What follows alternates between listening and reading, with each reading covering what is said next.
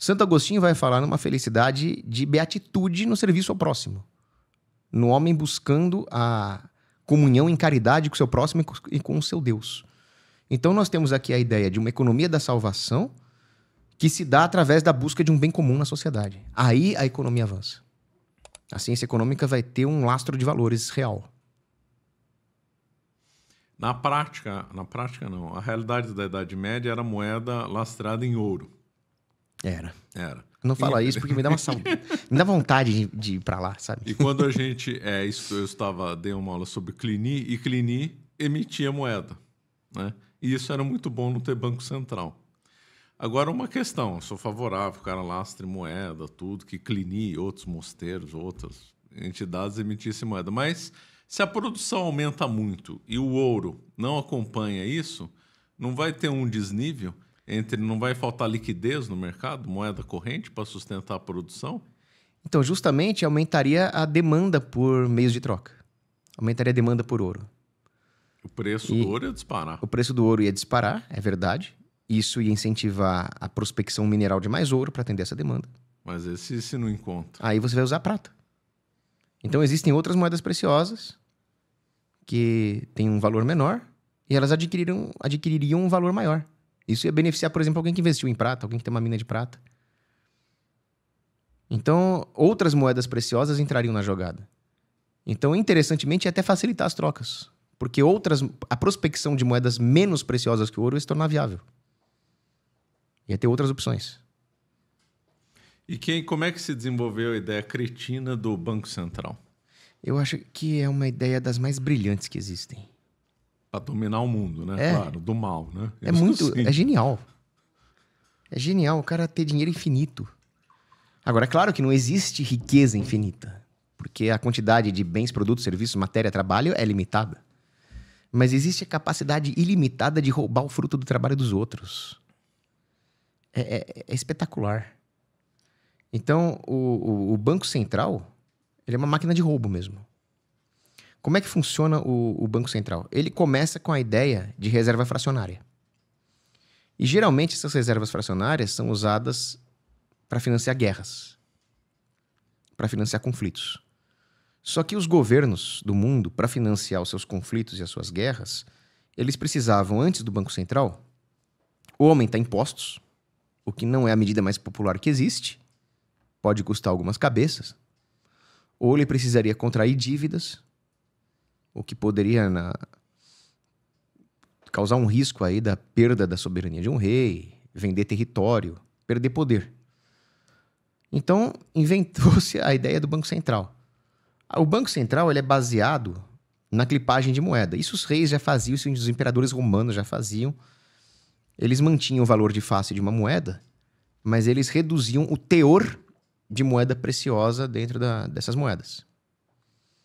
Então, uma moeda que teria um valor correspondente a um certo peso em ouro, o rei pegava uma parte desse ouro para ele, devolvia a moeda para o mercado com menos ouro, mas mantinha o valor de face. Para onde foi essa diferença? Foi para os cofres reais. Essa senhoriagem é uma coisa que já acontece muito antes dos bancos centrais. Só que isso também tem um limite. Isso tem um limite porque as pessoas vão passar a usar outro tipo de moeda. Elas não vão confiar na moeda do governo. Então ela vai perder o lastro de confiança do público. A ideia do Banco Central é que o governo possa, em conluio com banqueiros privados, se financiar. Então, Anchel de Rothschild, por exemplo, na Inglaterra, para financiar os gastos da coroa britânica, ele recebe privilégios bancários. Então veja que aqui o governo não está simplesmente confiscando a moeda da população. Ele está dando um privilégio para um banqueiro. E esse privilégio consistia em emprestar um dinheiro que ele não tem, que é a reserva fracionária. Então o correntista deposita um dinheiro lá e ele empresta esse dinheiro para outra pessoa. Isso causa uma multiplicação da oferta monetária, só que não existe esse dinheiro real nos cofres do banco. O banco está contando que não vai haver uma corrida bancária concomitante. O banco está num estado de insolvência.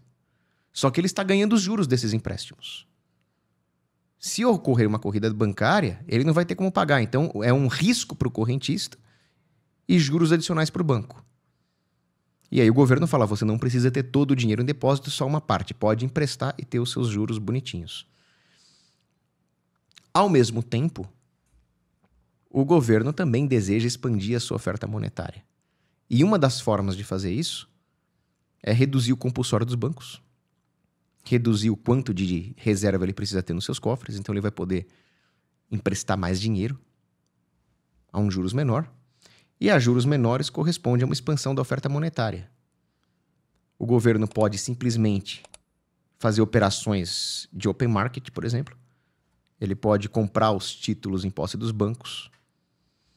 Ou ele pode vender esses títulos, dependendo de se o Banco Central quer fazer uma política contracionista ou expansionista. Mas tudo isso é feito através de um crédito subsidiado que favorece os bancos e prejudica o poder de compra da população. Com o Banco Central atuando, o que acontece? A população trabalha, ela precisa dessa moeda para pagar os impostos, que é a moeda que o governo aceita como pagamento de tributos. Então ela acaba operando nessa moeda. Não tem outra porque ela tem que pagar os impostos, essa moeda é de curso forçado, e essa moeda vai perdendo valor por causa do subsídio aos créditos, enquanto o governo se financia através da expansão monetária. Então é uma forma de transferência de renda da população trabalhadora para o governo. E isso não tem limite. Qual que é a proporção dos fracionários? É 1 para 10? Depende da política. Nos Estados Unidos era 1 para 10 até pouco tempo. Né? No Brasil é bem menor, é 1 para 3, não é isso? No Brasil eu acho que estava 20 e pouco por cento. Então 1 para 5, então. Você mas sabe eles brincam com isso. Brincam, né? Alteram conforme o interesse. Né? Geralmente sempre para baixo. Você sabe os bastidores da criação do Fed? Tem um livro muito bom do Murray Rothbard. Mas quando ele fala na criação do Fed, lá na Ellis Island, né? Era Ellis Island? Tem, aliás, não sei se foi lá a tua pergunta. Então, eu não sei, agora não me fugiu o nome da ilha. Tem a Ellis Island lá perto de Nova York, do lado. Mas foi uma reunião secreta.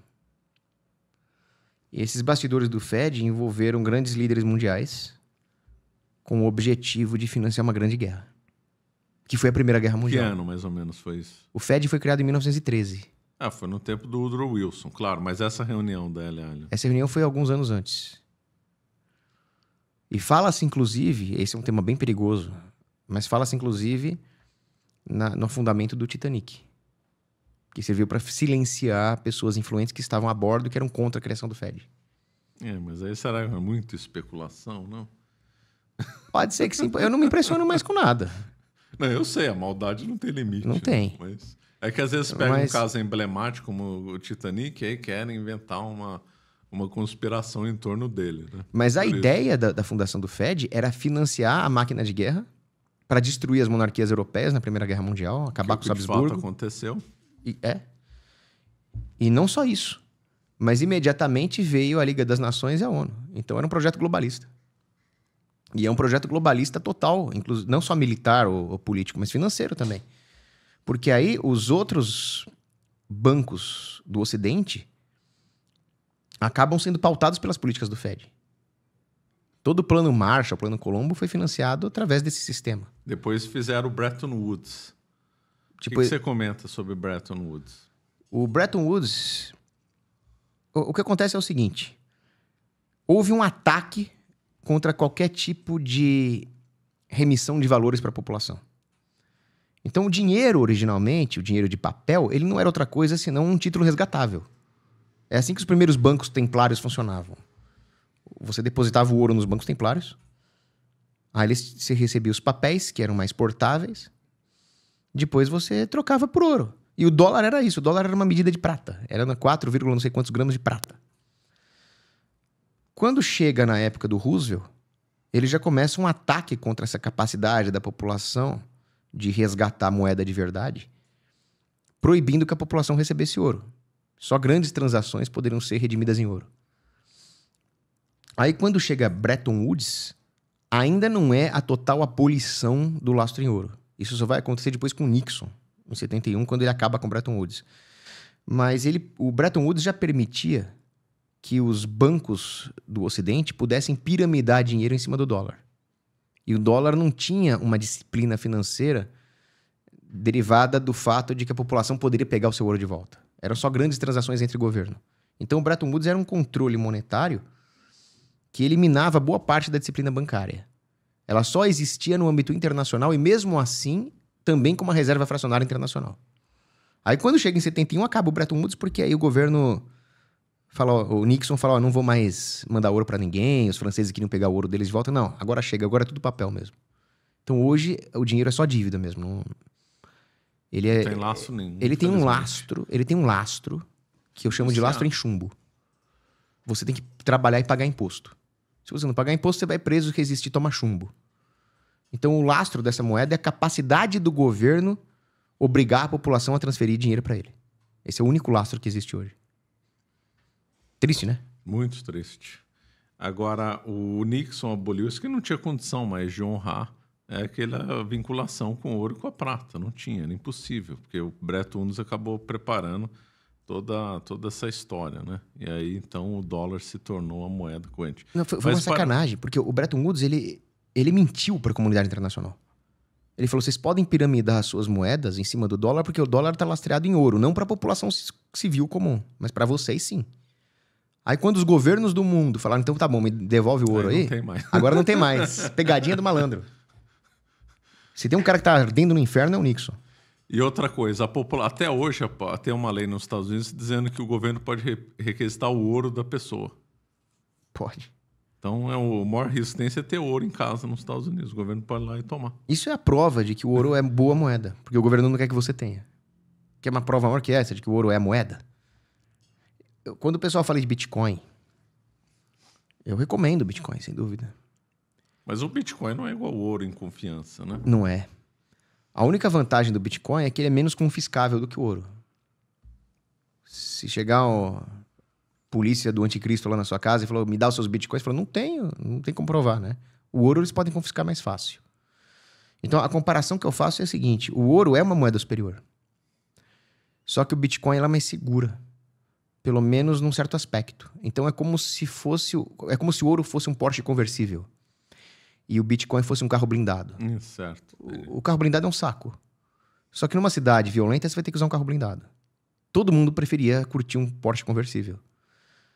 Aí, o grande problema do Bitcoin é se tiver um grande reset da internet. Mas ainda assim, ele pode ser protegido numa cold wallet, né?